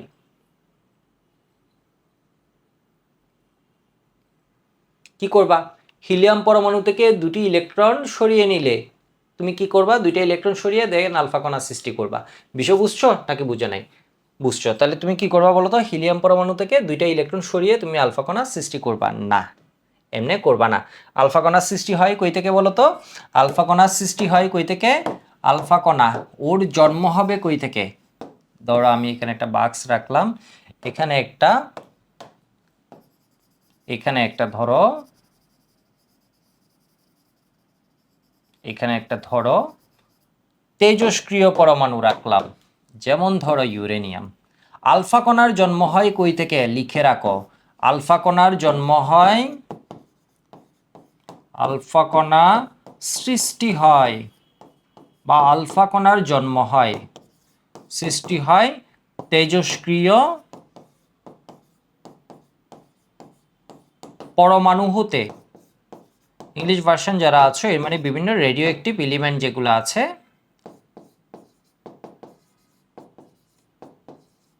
পরমাণু হতে স্বতঃস্ফূর্তভাবে। এর মানে তুমি ভাই ওকে গিয়ে ধাক্কাধাক্কি করছো না, ওরে একটু ঠেলা দিচ্ছ, ওরে একটু তাপ দিচ্ছ, ওরে একটু চাপ দিচ্ছ, কিছুই করছো না, ওর কাছ থেকে স্বতঃস্ফূর্তভাবে বের হচ্ছে এটা। কেমন, স্পন্টেনিয়াসলি বের হচ্ছে স্বতঃস্ফূর্তভাবে। তুমি ওকে বলো না যে ভাই তুই একটু আলফা কণা বের কর, না, স্বতঃস্ফূর্তভাবে এটা বের হবে। তুমি ওরা একটু চাপ দিয়েছো, একটু টোকা দিয়েছো, ব্যাপারটা কিন্তু এরকম করো নাই। তাহলে সৃষ্টি হয় কই থেকে, তেজস্ক্রিয় পরমাণু থেকে। এখন তোমরা চিন্তা করতে পারো তাহলে স্যার এখানে কোন কোন পরমাণু থেকে বের হয়। মনে রাখবা কিছু আছে প্রাকৃতিক, কেমন কিছু আছে তোমরা চিন্তা করছো কোন কোন পরমাণু থেকে বের হয়, আমি বলে দিচ্ছি তোমরা এটা মনে রাখবা। কিছু আছে প্রাকৃতিক, এগুলো হচ্ছে প্রাকৃতিক। ফ্রান্সের রানা, কেমন, রানা ধরো ফ্রান্সে গিয়েছে, এরপর কি হয়েছে বলা যাচ্ছে না, বাট ও কি করছে বলতো, ফ্রান্সের রানা রাতে উড়ে কিছু একটা করে রাতে উড়াউড়ি করছে। কেমন, রাতে উড়াউড়ি করছে। ফ্রান্সে কি বলতো, ফ্রান্সিয়াম রানাতে কি হবে? আহ, রানাতে কি হবে? রেডন। কেমন? রাতে রেডিয়াম। উড়েতে কি? ইউরেনিয়াম। তাহলে এরকম আরও বিভিন্ন তেজস্ক্রিয় পরমাণু থেকে কি হয় বলতো? স্বতঃস্ফূর্তভাবে আলফা কণার সৃষ্টি হয়। আমি তোমাদের তেজস্ক্রিয়তা পড়াবো এই চ্যাপ্টারে, তখন দেখবে আমি সুন্দরভাবে বলবো আলফা কণা কখন নির্গত হচ্ছে, কখন বিটা কণা নির্গত হচ্ছে, বা নির্গত হয়েও বসে থাকে, না ও তীব্র বেগে ছুটে যায়। ব্যাগ কত? সবাই মুখে বলে ফেলো। আলফা কণার ব্যাগ কত? আলফা কণা একটি যৌগিক কণা, আলফা কণা একটি কম্পোজিট কণা, আলফা কণায় 2টা প্রোটন আছে, 2টা নিউট্রন আছে, ইলেকট্রন শূন্য। আলফা কণার ব্যাগ কত? উচ্চ গতি সম্পন্ন কত? 1 × 10⁻⁷ মিটার পার সেকেন্ড থেকে 2.5 × 10⁻⁷ মিটার পার সেকেন্ড। আলফা কণার জন্ম হয় কোথা থেকে? তুমি জন্ম ওরে সৃষ্টি করো না, ও কি হয়? তেজস্ক্রিয় পরমাণু থেকে। তো রাদারফোর্ড যখন এই এক্সপেরিমেন্ট করতে গেছে, এর কিছুদিন আগেই তোমার কি আবিষ্কার হয়েছে বলো তো? তেজস্ক্রিয়তা আবিষ্কার হয়েছে। সেই জন্য ওর এক্সপেরিমেন্ট করাটা অনেক ইজি হয়ে গেছে। সেই এই এক্সপেরিমেন্টে রাদারফোর্ড দেখো, এই এক্সপেরিমেন্টে তার কিছুদিন আগে যে আলফা কণা আবিষ্কার হয়েছে ওইটাকে কাজে লাগিয়েছে। কেমন? ওইটাকে কাজে লাগিয়েছে। আশা করি বুঝতে পারছো এইটুকু। আশা করি এইটুকু বুঝতে পারছো। কেমন? তাহলে এবার দেখো তোমার বইয়ে কি বলছে। একদম আজকে আমরা ফার্স্ট অংশটা পড়েছি। ইলেকট্রন আবিষ্কারের পর বিজ্ঞানী থমসন প্লাম পুডিং পরমাণু মডেল সম্বন্ধে প্রমাণ লাভের উদ্দেশ্য 1911 খ্রিস্টাব্দে রাদারফোর্ড আলফা কণা বিচ্ছুরণ পরীক্ষাটি করেন। প্লাম পুডিং নিয়ে আর ওইরকম কিছু বলা নাই। এই প্লাম পুডিং মানে হচ্ছে পুডিং যখন বানাই এর মধ্যে যেমন হচ্ছে তোমার কিসমিসগুলা থাকে, অথবা তুমি যখন দেখবা একটা তরমুজের মধ্যে যেমন ধরো বিচিগুলা থাকে, ঠিক সেম থমসনের প্লাম পুডিং মডেল ছিল অনেকটা ওই কনসেপ্টের আর কি। ঠিক আছে, এর মাঝে মাঝে অর্থাৎ পরমাণুর মাঝে মাঝে ওইভাবে কি আছে, ইলেকট্রনগুলা বলছে ছড়িয়ে আছে। কেমন? ছড়িয়ে আছে ওইভাবে বলেছিল। নিউক্লিয়াসের অস্তিত্ব বা এইসব কথা সে বলতে পারে নাই। মানে বলছে ওই যে তরমুজের মধ্যে যেমন বিচিগুলা থাকে, ঠিক সেম হচ্ছে কি তোমার ইলেকট্রনগুলা পরমাণুর মধ্যে এভাবে ছড়িয়ে থাকে, বা পুডিংয়ের মধ্যে যেমন কিসমিসগুলা থাকে ওইভাবে ধরো ছড়িয়ে থাকে, এরকম বলতে চেয়েছে। তো বলছে কিছুদিন পূর্বে আবিষ্কার হয় যে রেডিয়াম বলো, ইউরেনিয়াম ইত্যাদি তেজস্ক্রিয় মৌল থেকে স্বতঃস্ফূর্তভাবে আলফা কণা বিকিরিত হয়। আলফা কণা কি? হিলিয়াম পরমাণু হতে 2টি ইলেকট্রন বের করে নিলে, যে ঋণাত্মক বা সরিয়ে নিলে যে ধনাত্মক হিলিয়াম নিউক্লিয়াস অবশিষ্ট থাকে তাকে আলফা কণা বলে। বা এই আলফা কণার বৈশিষ্ট্য কি? এটা একটি যৌগিক কণা, এটা একটি কি? কম্পোজিট কণা। আলফা কণার কি থাকে? প্রচণ্ড গতি থাকে, হাই ভেলোসিটি। এর মানে ওর গতিশক্তিও কি থাকে? অনেক বেশি। 1 × 10⁻⁷ মিটার পার সেকেন্ড থেকে 2.5 × 10⁻⁷ মিটার পার সেকেন্ড। আলফা কণাতে 2টি প্রোটন আছে, 2টি কি আছে বলতো? নিউট্রন থাকে। আলফা কণার ভর সংখ্যা কত হয়? 4। কিন্তু যদি বলে দেয় একটি আলফা কণার ভর কত, যদি বলে দেয় একটি একটি কেমন একটি আলফা কণার ভর, তাহলে দেখবা হচ্ছে কি বলতো? 4 mu। কেমন? 4 mu। তাহলে তেজস্ক্রিয় মৌল থেকে নির্গত আলফা কণা থাকে। এরপর কি থাকে বলতো? পাতলা সোনার পাত। পাতলা সোনার পাত যেটার পুরুত্ব হচ্ছে, থিকনেস হচ্ছে খুব কম, 0.4 এরপর 4 সেন্টিমিটার। এরপর কি থাকে? Zinc sulphide. কেমন? এটা হচ্ছে কি? জিঙ্ক। দেখো এটা হচ্ছে কি? Zinc sulphide. কেমন? জিঙ্ক, বাংলা বানানটা দেখবা, ট দিবা না কিন্তু, সালফাইড। তোমাদের এটা আমি আরেকবার বলেছিলাম, সালফাইড শব্দটা আমি আরেকবার বলেছি ল্যাবরেটরি নিরাপদ ব্যবহারে, মনে আছে? ওই যে কিপ যন্ত্রে H2S এর পরিবর্তে আমরা কি ইউজ করি বলতো? থাইও এসিটামাইড ইউজ করি, তাই না? CH3CS NH2, ওই যে সেমি মাইক্রো পদ্ধতিতে, যেটার সাথে পানির বিক্রিয়ায় আবার অ্যাসিডের বাচ্চা ইথানামাইড বের হয়ে আসে, CH3CONH2 প্লাস হচ্ছে H2S। আশা করি বুঝতে পারছো। কেমন? আশা করি বুঝতে পারছো। ওকে, এবার দেখো এটাও পড়িয়ে ফেলি নাকি? এটা পড়িয়ে ফেলি। দেখি তোমরা আমাকে বলো জিঙ্ক সালফাইড জিনিসটা কি কাজ করে। তোমরা আমাকে বলো জিঙ্ক সালফাইড জিনিসটা কি কাজ করে। যেমন দেখো এখান থেকে আলফা কণা ফেলছে, আলফা কণা ফেলছে, কেমনে বুঝেছো? তোমরা জিজ্ঞেস স্যার আপনি কেমনে বুঝেছেন? এখানে 2+ করে আছে, তাহলে 2+ যে গেছে এটা হচ্ছে আলফা কণা, বাট গিয়ে কোথায় অ্যাটাক করছে? জিঙ্ক সালফাইড আবরণযুক্ত একটা পর্দার উপর গিয়ে কিছু জায়গায় ধরো ও আলোকিত করে তুলছে। এই যে এখানে একটা লেয়ার আছে, এখানে যে একটা ডিটেক্টিং স্ক্রিন আছে, আমি আরও ছবি অ্যাড করেছি যাতে তোমরা সুন্দরভাবে বুঝতে পারো। গোল্ড ফয়েল দিয়ে গিয়ে এখানে যে আঘাত করছে, এখানে কি আছে? জিঙ্ক সালফাইড আছে। এখন বলতে পারো জিঙ্ক সালফাইডটা কি? জিঙ্ক সালফাইডটা কি? জিঙ্ক সালফাইডকে বলা হয় অনুপ্রভা। জিঙ্ক সালফাইডকে কি বলে? জিঙ্ক সালফাইডকে কি বলে? অনুপ্রভা। ইংলিশ ভার্সন যারা আছো এটাকে বলেছে কি? ফসফোরসেন্ট সাবস্টেন্স, কেমন? অনুপ্রভা, অনুপ্রভা সৃষ্টিকারী পদার্থ। অনুপ্রভা কি? তোমাদের বইয়ে তোমরা দুইটা প্রভা নিয়ে পড়বা। কেমন? তোমরা কি নিয়ে পড়বা বলো তো? প্রভা। প্রভার মধ্যে পড়বা দুইটা প্রভা।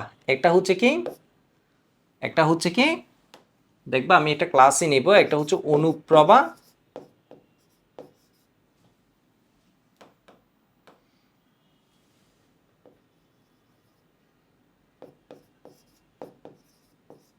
আরেকটা হচ্ছে কি প্রতিপ্রভা। কেমন? কি বলেছে? একটা হচ্ছে কি বলতো অনুপ্রভা, আরেকটা হচ্ছে কি প্রতিপ্রভা। ঠিক আছে, একটা হচ্ছে অনুপ্রভা, আরেকটা হচ্ছে কি প্রতিপ্রভা।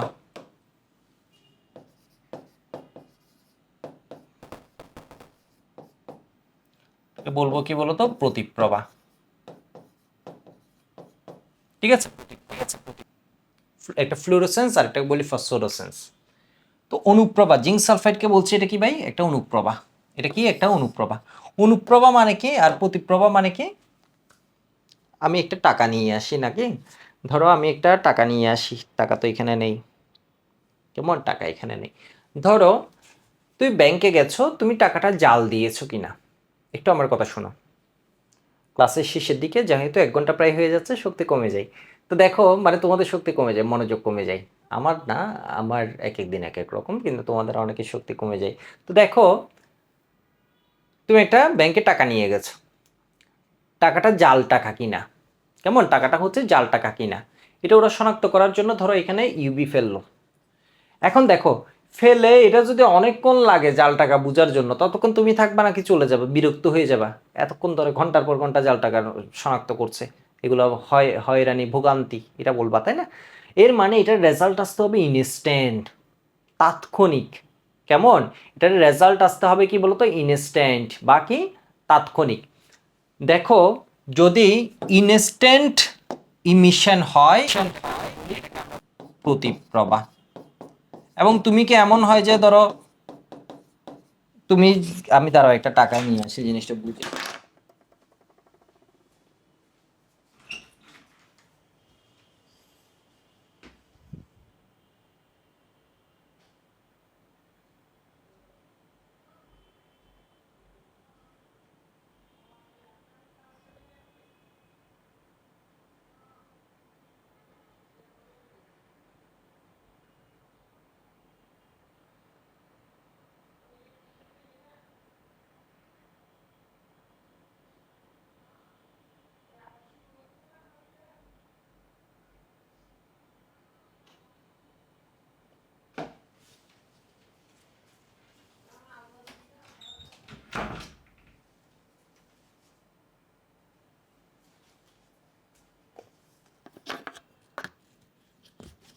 সাব্বির বলেছে আলো দেখা দিয়ে সাথে সাথে বন্ধ হয়ে গেলে তা হয় প্রতিপ্রভা। বাহ, ও খুব সুন্দরভাবে বলেছে।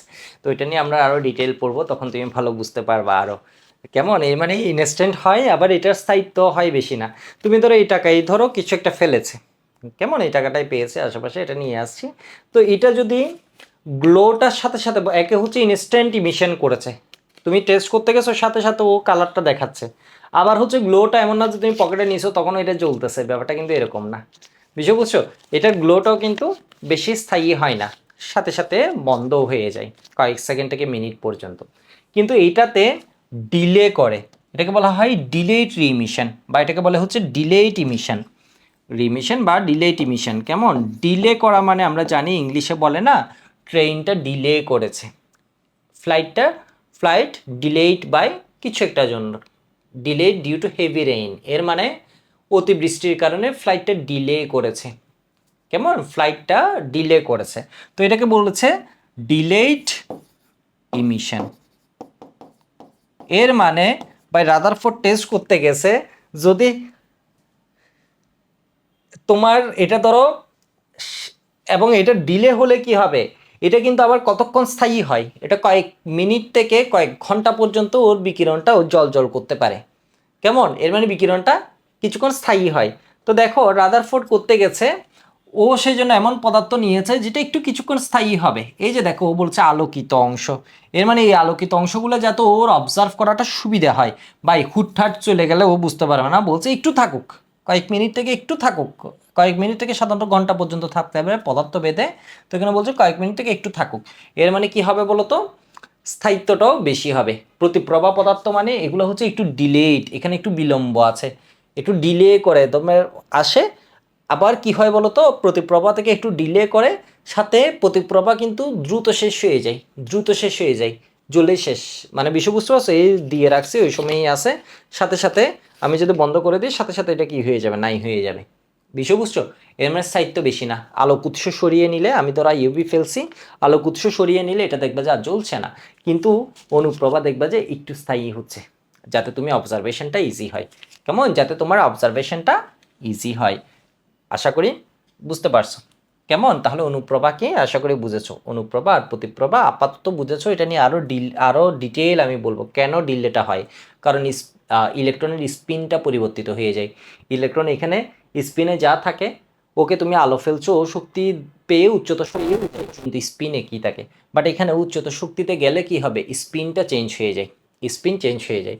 তো দেখো এখানেও কিছু অবজারভেশন আছে। অবজারভেশন হচ্ছে, কই গেল, অবজারভেশন হচ্ছে এই যে দেখো, পর্যবেক্ষণ লক্ষ্য করেন যে প্রায় সব আলফা কণা একদম পিছনে চলে গেছে। এই যে দেখো ম্যাক্সিমাম কি হয়েছে, ম্যাক্সিমাম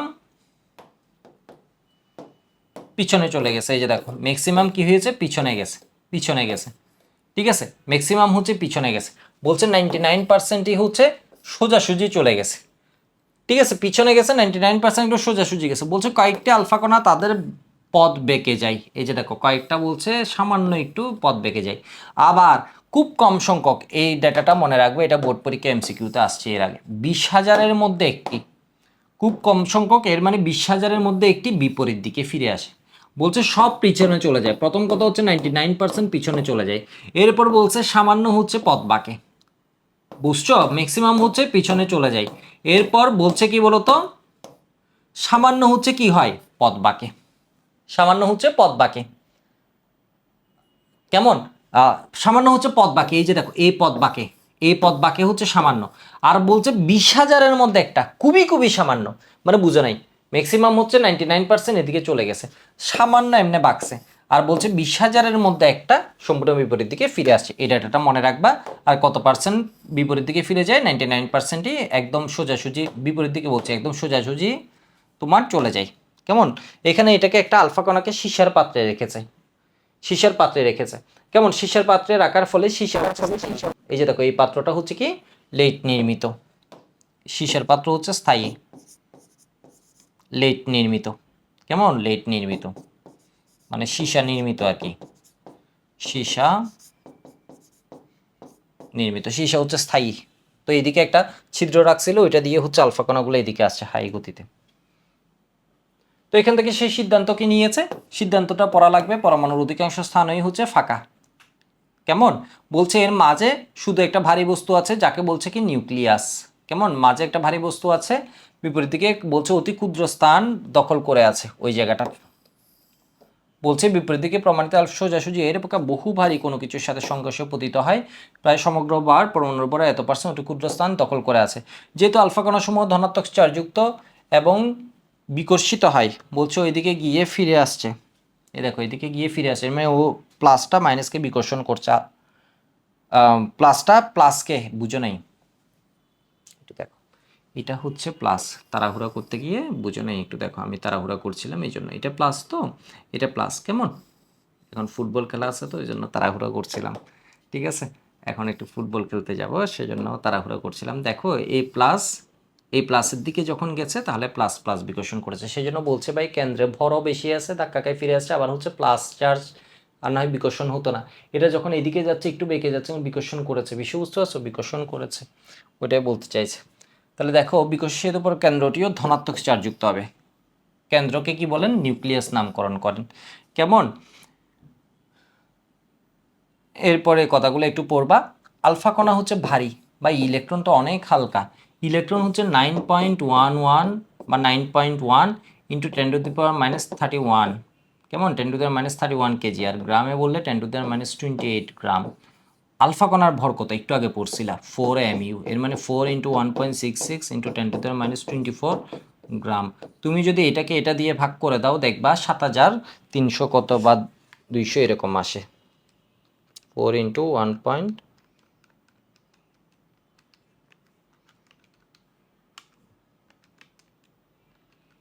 তো দেখবে এটা আসবে 7288, অর্থাৎ বলছে প্রায় 7000 গুণ ভারী।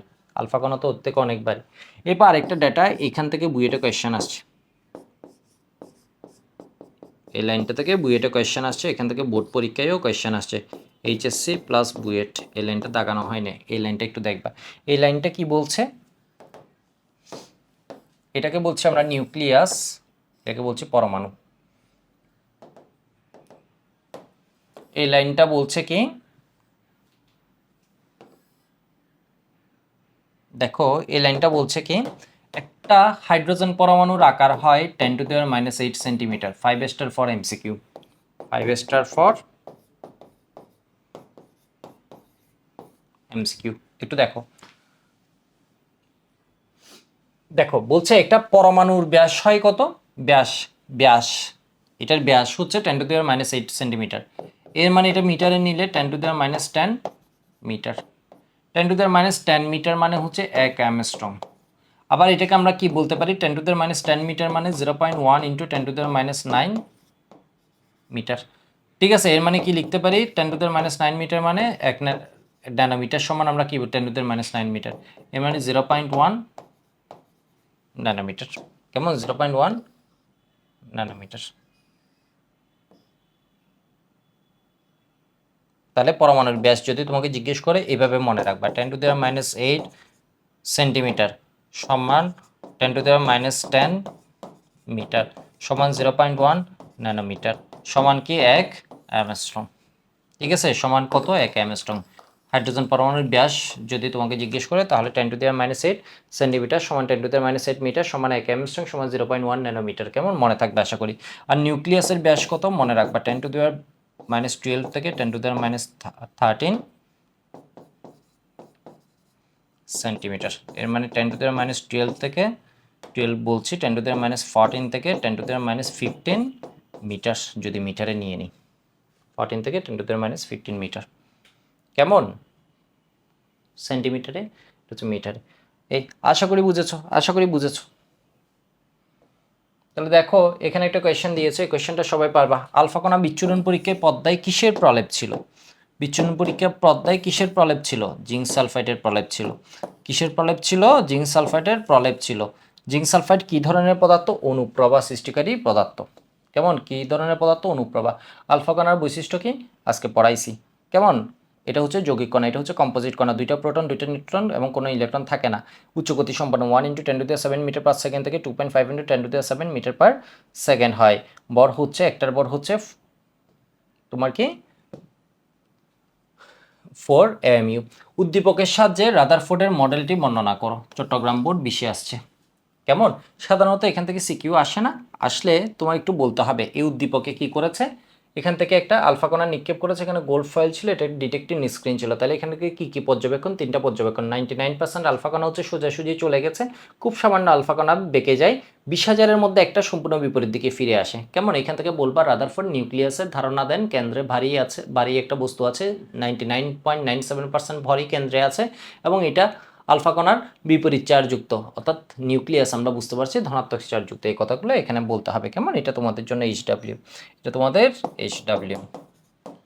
এই নাম্বার কোয়েশ্চেনটা আমরা পড়েছি পরমাণু মডেল কি। ঠিক আছে, 1897 সালে ইলেকট্রন আবিষ্কারের পর থেকে ওই ঘটনাগুলো আর কি, 1897-1932 পর্যন্ত পরমাণুর গঠন সম্বন্ধে বিভিন্ন বিজ্ঞানী পরীক্ষা নিরীক্ষার মাধ্যমে যে মতামত দেন তাকে পরমাণু মডেল বলে। দেখি এই কোয়েশ্চেনটা একটু বলো তো সবাই। বলছে আলফা কণার বৈশিষ্ট্য কোনটি? Which one is a characteristics of alpha particle? Comilla বোর্ডে আসছে এই কোয়েশ্চেনটা। তাহলে আলফা পার্টিকেলের মধ্যে কি আছে বলো তো? 2টি প্রোটন 2টি ইলেকট্রন আছে, ভুল। এটি দীর্ঘগতি সম্পন্ন, ভুল। খুব ধনাত্মক চার্জিত কণা, হাইলি পজিটিভ চার্জ পার্টিকেল, এটার হচ্ছে +2 চার্জযুক্ত, +2 চার্জযুক্ত। এর ভর সংখ্যা 2, ভুল।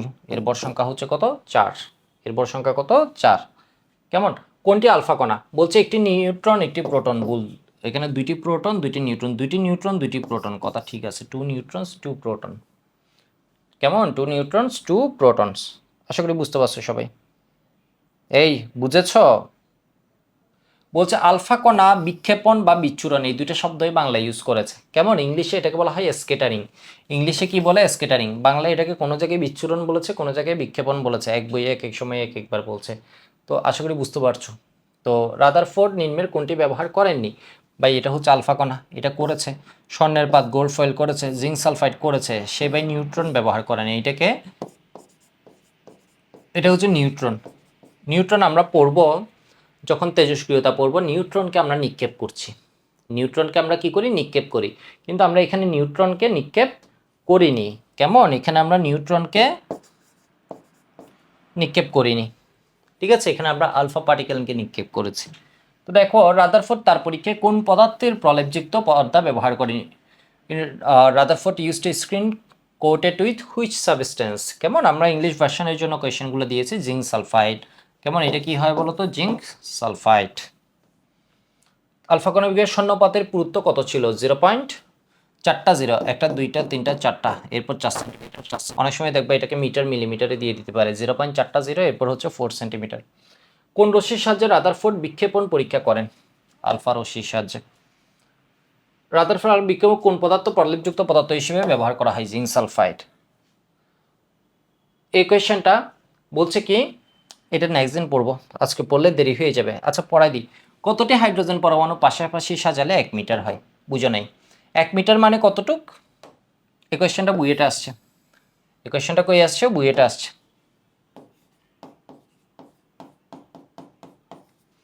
দেখো আজকে একটা ভালো ম্যাচ আছে আর কি 10টায়, সেই জন্য হচ্ছে তাড়াহুড়া করছি। দেখো 1 মিটার মানে এইটুক, 3 ফিটের একটু বেশি। 1 ফিট, 2 ফিট, 3 ফিট, 3.28 ফিট বলে। কেমন? 3.28 ফিট বলে। তো হাইড্রোজেন পরমাণুর ব্যাস আমরা একটু আগে পড়েছি। এটা হচ্ছে আমরা কি বললাম তাহলে? 1 মিটার ডিস্টেন্স। এটা হচ্ছে কি 1 মিটার ডিস্টেন্স। হাইড্রোজেন পরমাণু বলছে কতটা সাজালে? হাইড্রোজেন পরমাণু খুব ছোট। এখন তুমি জিজ্ঞেস করতে পারো কত ছোট? একটু আগে আমরা পড়েছি হাইড্রোজেন পরমাণুর 10⁻⁻8 সেন্টিমিটার, এর মানে 10⁻10 মিটার।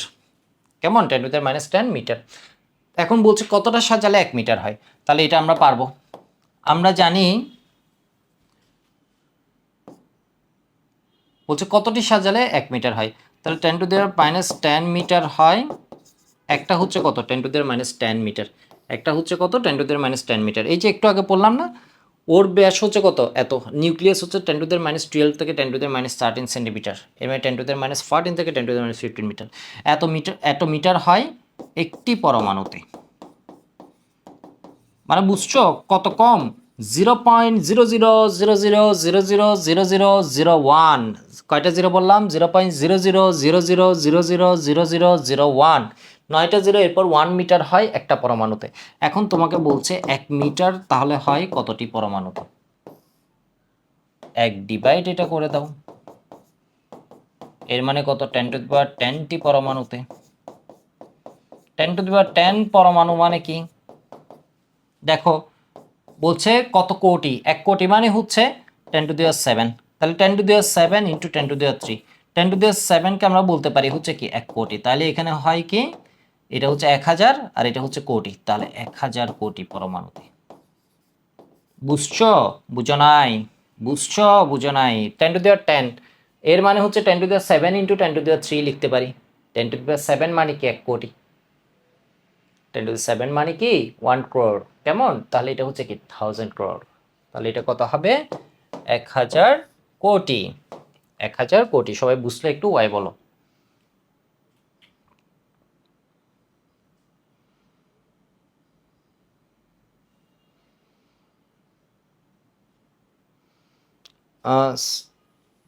স্যার এটা রেডিয়াম থাকলে কি আলফা কণা বের হতে পারে? হ্যাঁ পারে।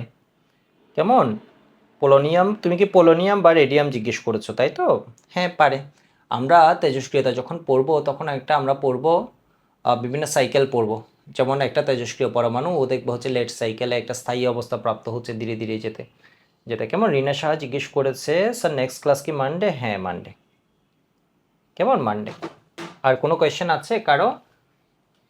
তো বলছে 99% আলফা কণা বেদ করে সোজা চলে যাচ্ছে কেন? বলছে দেখো বোর্ডের কোয়েশ্চেন বলছে রাদারফোর্ডের নিউক্লিয়াস আবিষ্কার পরীক্ষায় 99%ই সোজা চলে যাচ্ছে কেন? ভাই ফাঁকা ওই জন্যই চলে যাচ্ছে। 99% মানুষ যদি সোজা চলে যায় মানে বুঝতে হবে সামনের জায়গা ফাঁকা। তুমি ধরো বল মারলা, সামনে ম্যাক্সিমামই হচ্ছে একদম সোজাই চলে গেছে, এর মানে কি বুঝতে হবে? সোজা চলে যাচ্ছে, এর মানে কি বুঝতে হবে? ভাই সামনে কোনো ওকে বাধা দিচ্ছে না, কেউ এদিক ওদিক নিচ্ছে না। এর থেকে বুঝতে হবে আমাদের কি বলতো, পরমাণুর অধিকাংশ স্থানই ফাঁকা। এর থেকে বুঝতে হবে কি পরমাণুর অধিকাংশ স্থানই ফাঁকা। আশা করি বুঝতে পারছো। পরমাণুর নিউক্লিয়াস ধনাত্মক চার্জযুক্ত, রাজশাহী বোর্ডের প্রশ্ন এটা। তাহলে কে প্রমাণ করেন? রাদারফোর্ড। ভাই সে বলছে নিউক্লিয়াসের কথা, এটা কি আছে বলতো? ধনাত্মক চার্জযুক্ত। কোন মতবাদে পরমাণুকে সৌরজগতের সাথে তুলনা করা হয়েছে? রাদারফোর্ড পরমাণু মডেলে করা হয়েছে। আশা করি বুঝতে পারছো। কেমন? আজকে এইটুক সবার জন্য। ক্যাথোড রশ্মি কি? এই কোয়েশ্চেনটা মেডিকেলে আসছে। ক্যাথোড রশ্মি কি? ইলেকট্রন। তাহলে আজকে এইটুক। ক্লাসটা কেমন লাগছে সবাই জানাবা। নেক্সট ক্লাস আমাদের সোমবার। কেমন? নেক্সট ক্লাস সোমবার।